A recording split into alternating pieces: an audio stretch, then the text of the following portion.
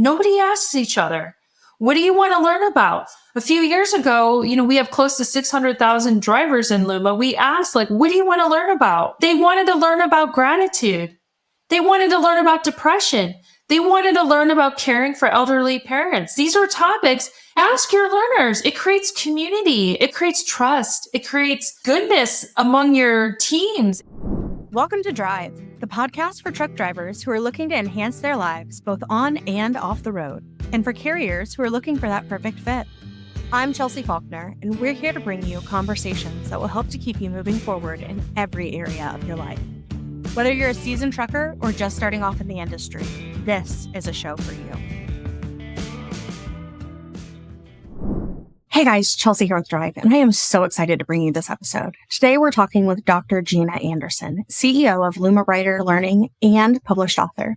She's an expert in cognitive science, learning, and engagement strategies, and she's passionate about helping drivers retain critical safety and compliance information in an industry that's flooded with data. So buckle up and get ready because we're taking this conversation on down the road, and I hope that you get as much information out of it as I did. Hey guys, so today I am joined by Dr. Gina Anderson with Luma Learning. Dr. Gina, would you like to tell us just a little bit more about yourself? Yeah, well, thank you so much for having me here. I'm super excited to talk with you all today. My name is, like you said, Gina Anderson. I'm the CEO and co-founder of Luma Brighter Learning. I am a learning scientist, and I'm very passionate about changing behaviors and saving lives. So I'm so glad to be here with you today to share about learning. Okay, talk to me a little bit more about a learning scientist. I haven't heard that terminology dropped. So tell me a little bit more about what that means and what you do.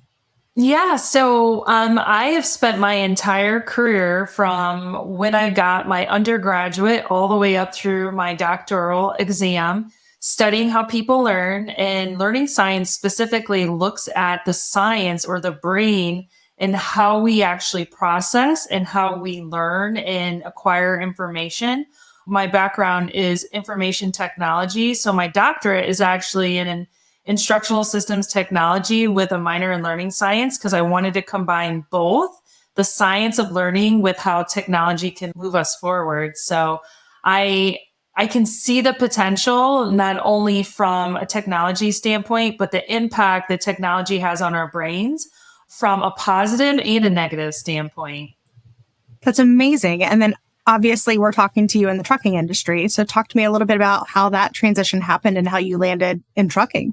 Yeah, so I actually was going out when we started Luma in 2008, and I was going out, I was invited to observe how truck drivers were being trained somewhere around 2012. And in 2014, I decided that there was such an opportunity in this industry to help with truck drivers, not only drivers, but fleets, really understand the science behind how we learn and how we can move ourselves forward. So I was going out and observing transportation companies and dispatch centers train and educate. And Chelsea, if you saw what I observed, I don't know if you've ever gone out and observed this, but it is horrifying.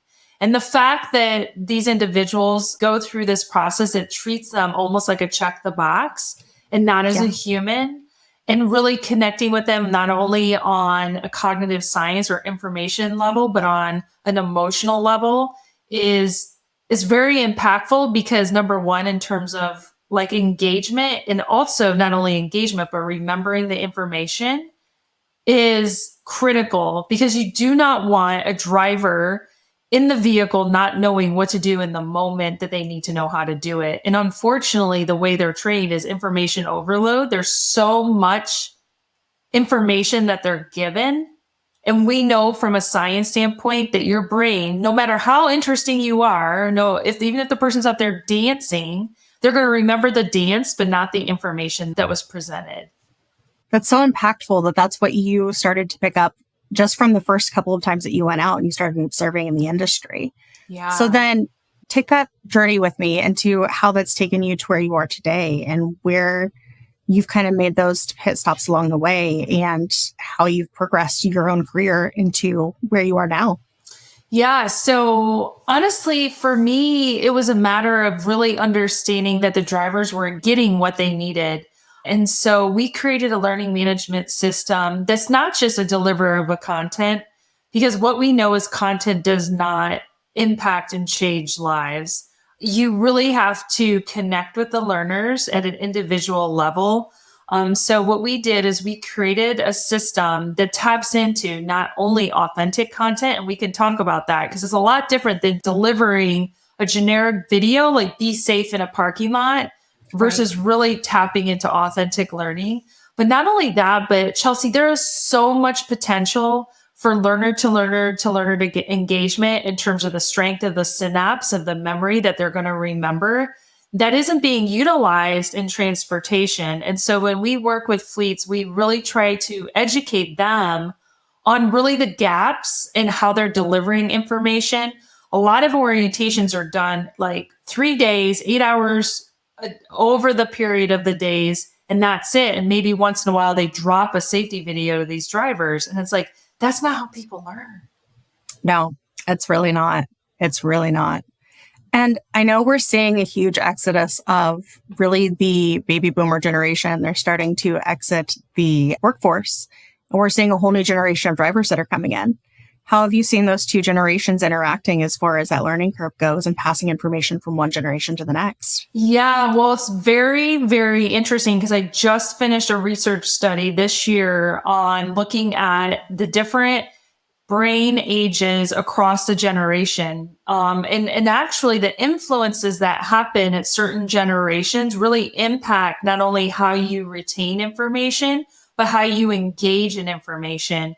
And the specific generation ages, and we're not going to like overgeneralize about generations, but the workforce that is conducting the actual training is in those generations. It didn't really have technology when they were growing up, mainly. They didn't grow up with that. You know, in the most recent generations that are entering into the workforce, a lot of them have actually grown up being connected.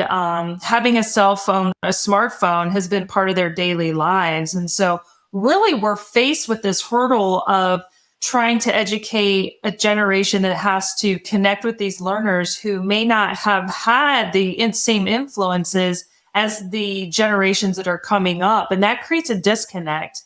Because really what we need is to connect with these individuals at an individual level, not only at a cognitive level, but an emotional level.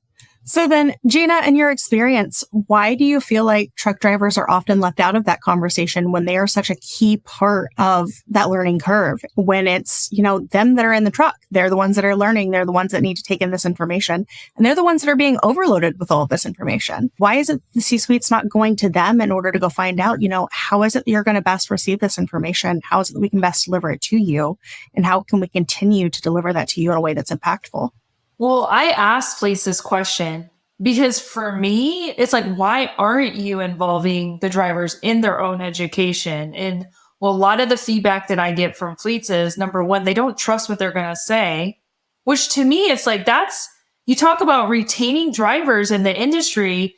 You have to trust each other. And the thing is, they have the information. They're on the road every single day. I was just at the North Carolina Trucking Association interacting with the drivers, these young women who are out in the vehicles experiencing this every day. Don't you want to learn from them? They're the ones that are doing this. And so involving them in the discussions that are critical. And if you don't, it's like you don't trust your workforce, they're not going to stay there. They're not going to stay there. No. So that's number one. It's just trusting between the learner and the instructor. The other thing is, again, like these instructors, a lot of them teach the way they were taught. And it's not necessarily the way that education should be delivered from a learning science standpoint. So it's a resistance to change how things have been done. And the reality is that there is a disconnect and we have to do something different to connect with these learners. And the fact is, you may feel like there is no support out for you. It's not that, oh, I just don't want to change. You don't know how to change. And so that's where a learning partner can be very, very impactful because you have someone by your side to help you make these adjustments that are better, not only for you when you're delivering all this information, but also for the end user that has to consume it. So I think there's a fold thing going on from what I have seen and when I talk to fleets that are preventing these things from happening and moving forward.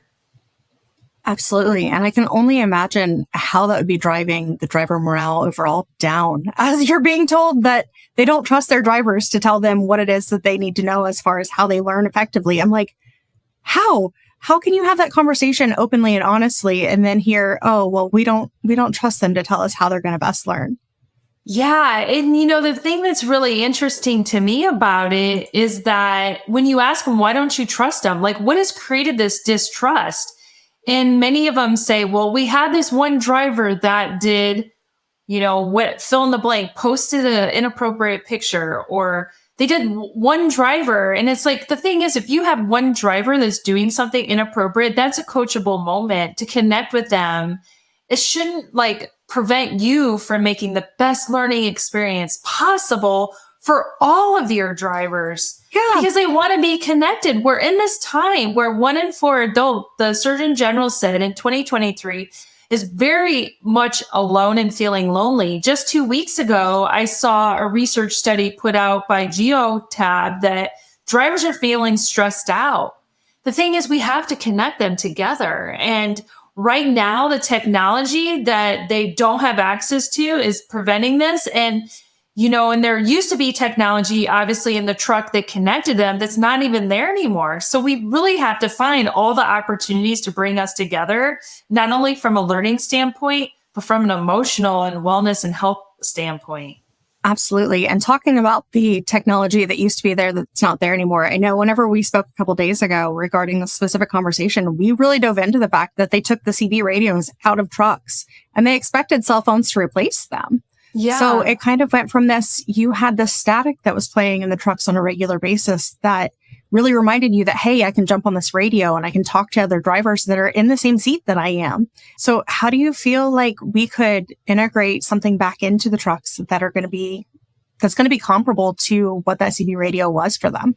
Yeah. So, you can do that today. The technology is available today. So, for example, when fleets use Luma, we have the ability to build learner to learner discussions online in discussion boards that can be dropped from a vehicle. So if you have a technology provider in the truck where they're getting their maps and they're getting information, we can be put directly on those apps to be able to deliver these learning communities. And that's really what you're building, Chelsea. You're really building this trusting, again, using the word trusting learning communities across the generations. Because while there may be some people that, are preferring to be alone, the reality is we're all craving something. And drivers, think about it. They're in their trucks for over the road for days on end, and all they have is their own minds. And we have to give them the resources to be able to, number one, feel confident and be connected.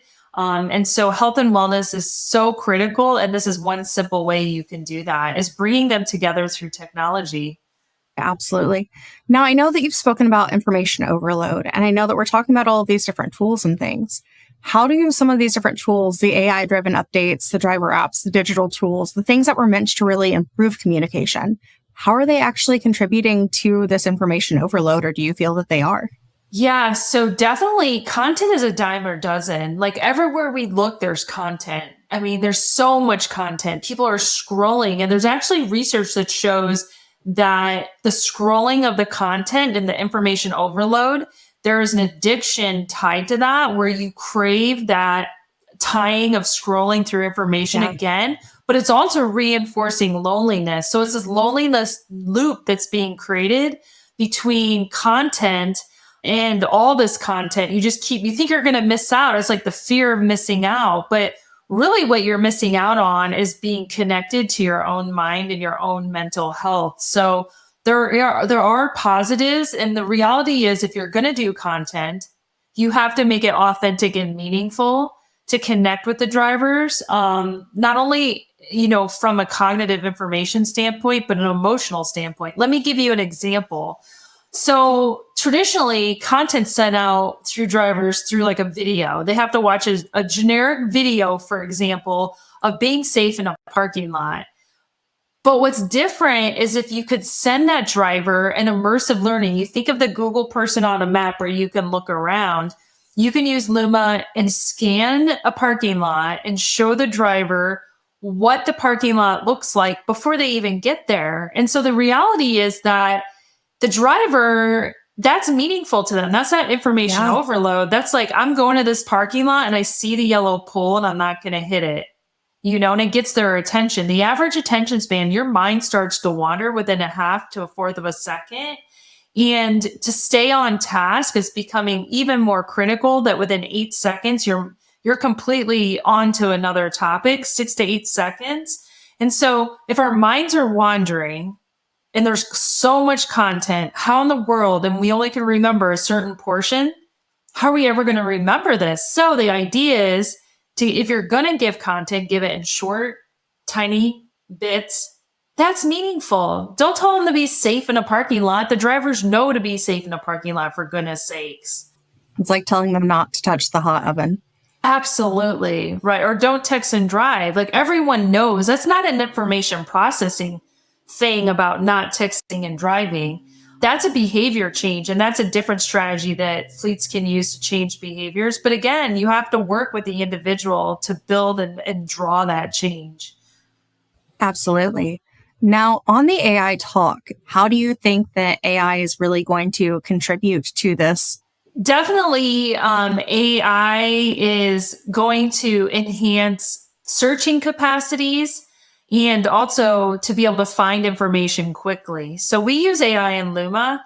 If you want to find something very fast and you're in the heat of the moment, AI can leverage up different information quickly for you.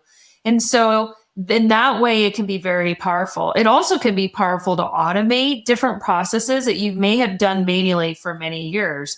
The thing is, you do not want an ER doctor or a driver to ask AI for a solution that they don't know is true or not. Because the reality is AI is an agent that's, scouring and searching information, but then you have to know as the expert. You don't want the ER doctor trying to save your life and asking AI how to do it. Just like you don't want a driver, how do I put out this fire on a truck and not really knowing how to do it, because you only have a fraction of a second to make those decisions. So I think when people start relying on AI to make decisions and not knowing if it's the correct decision, that actually hinders our learning. And in fact, when we're not using those higher end problem solving skills, it's actually impacting our brains and really the structure of our brains. So the more people are relying on technology and not their own brains, you're going to see the differentiators over the long term of how people think and are able to problem solve. And that's the scary part from a learning science standpoint. There are a lot of benefits to AI, but there are also a lot of dangers that we have to be very aware of.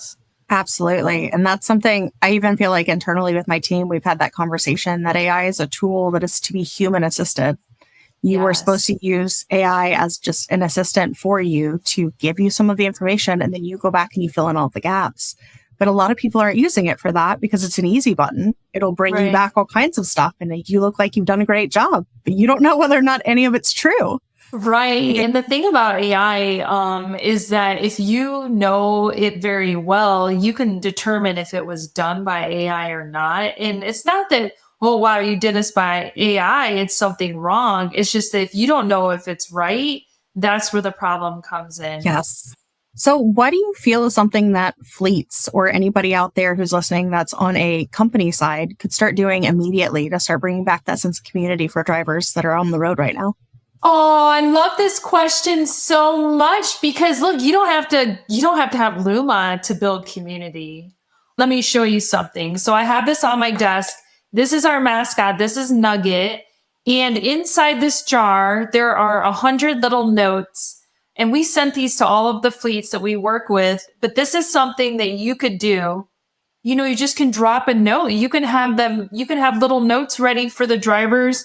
There's little notes, this one says, I just pulled this one out. Every day is a chance for a new beginning. This actually releases dopamine. It's a chemical in your brain that makes you feel better. And you feel better giving it to someone and they feel good getting this message of kindness. So definitely, utilizing just kindness types of opportunities, recognizing them, telling someone today that they matter. Sharing of free learning resources. Learning is the key of life. Having learning and a passion for learning can change anybody's life. It can make them feel better. There's tons of podcasts. I mean, I have an I Love Learning podcast where we share open resources for people who are struggling. Share free resources to build community. I ask fleets this all the time. Have you ever asked your learners what they want to learn about? Nobody asks each other. What do you want to learn about? A few years ago, we have close to 600,000 drivers in Luma. We asked, what do you want to learn about? What do you think they want to learn about? Does anyone know? Yeah. They wanted to learn about gratitude. They wanted to learn about depression. They wanted to learn about caring for elderly parents. These are topics. Ask your learners. It creates community. It creates trust. It creates goodness among your teams. And we don't ask people what they want to learn. And it's a shame because everyone has an opportunity to say what they want.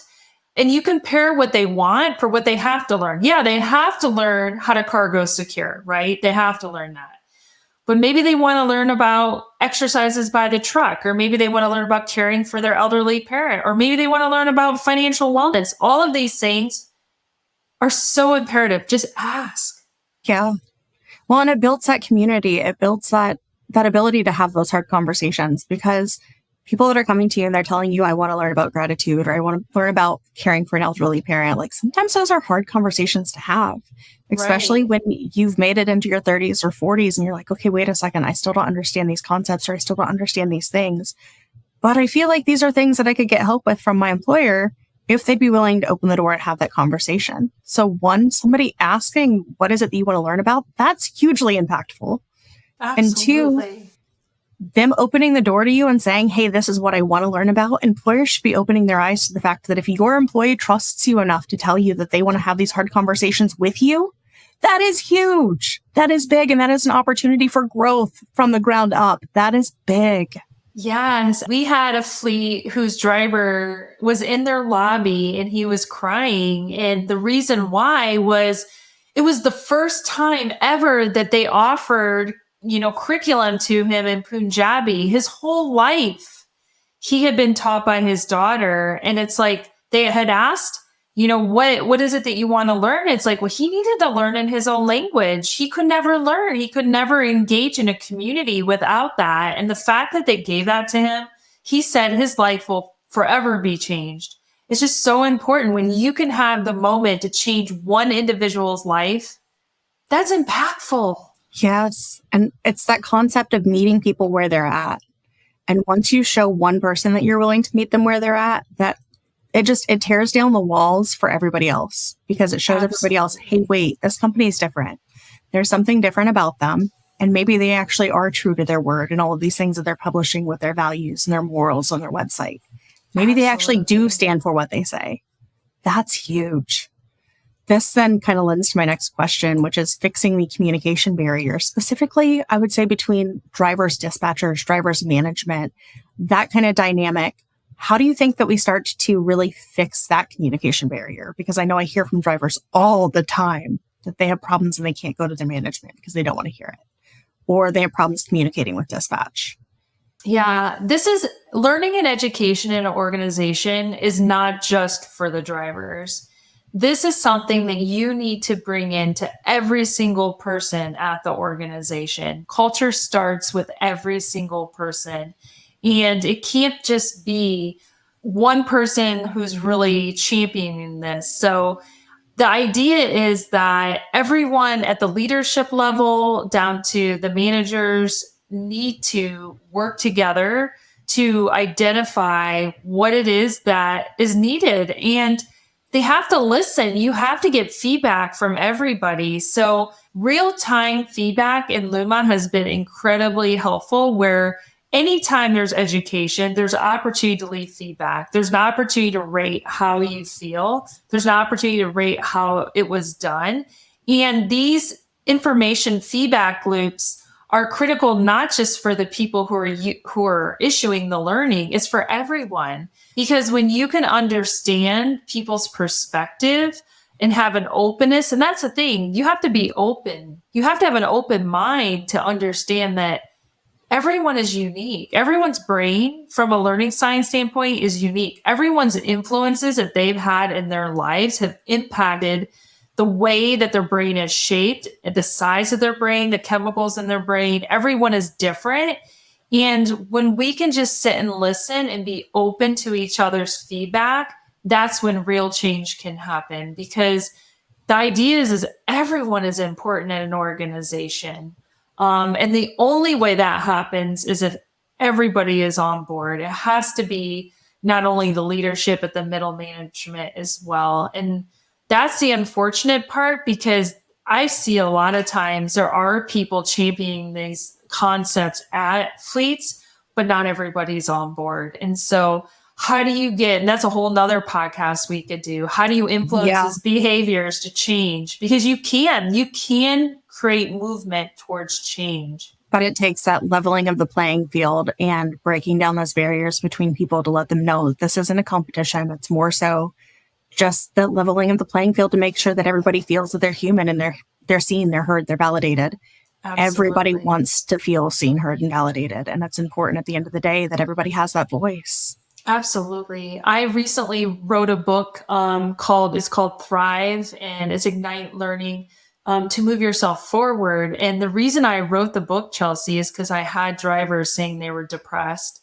And it's not just drivers. There's a lot of people not feeling very good. And I wanted to give them a space to realize if this is happening at your organization, if you're feeling unheard, if you're feeling unvalued, here are strategies that can help you let go of those feelings and ignite a way forward in your life. Because at the end of the day, each of us has the power inside of each of us in our own thoughts and mind to make a better day for ourselves. And when you can wake up and say, today is going to be a good day, anything is possible. And having that message, and I'm more than happy to give people books. I really believe that it starts inside of each one of us for the change to happen. And if we can bring that positivity and that love and that guidance to the workplace, we can bring about change. Absolutely. If you can sit for a moment and listen to someone and have them feel seen and heard and you value them, then anything is possible. I love that. Where can listeners pick that book up?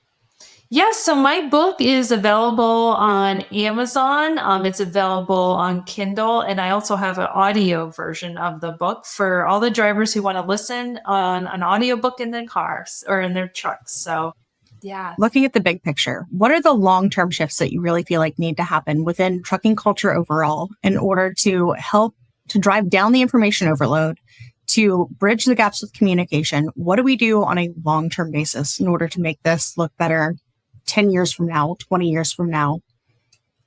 Yeah, well, I definitely think the shift needs to be stop asking where the safety videos are, because education is not just content.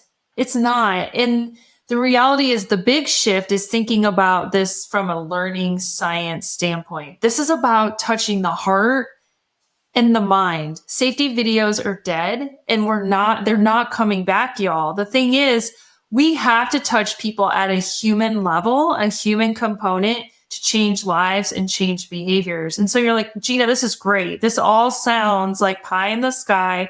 There's no way to do this. And the reality is there is, because there's technology that can interface to do learner to learner engagement, to do learner to self reflections, to do learner to instructor coaching, to do individualized coaching, to do authentic learning, immersive learning. So it's an openness. We have to be able to think about education differently. It's not about delivering content. And until that shift can happen and we can move in that direction, we're going to continue to see the same check the box driver education that's currently being done. And, you know, I've been in the industry now 11 years, which is like obviously over a decade. It's going to be well past my time to really try to drive this change, but every person makes a difference in moving this forward. And Gina, what's one key takeaway that you really want every fleet leader that's listening to this, every driver to remember that's listening to this, that you want them to take down the road with them? for me, and knowing the drivers and what they want, this is about authentic learning. This is about creating an educational experience where you can tap into the human psychology and science of learning to change lives. So instead of thinking about education as a content check the box, think about building a program where you can tap into human potential and improve safety at your organization, to improve retention at your organization, and to ultimately not have to make that phone call to someone's family that you lost a driver because of a horrific accident that happened.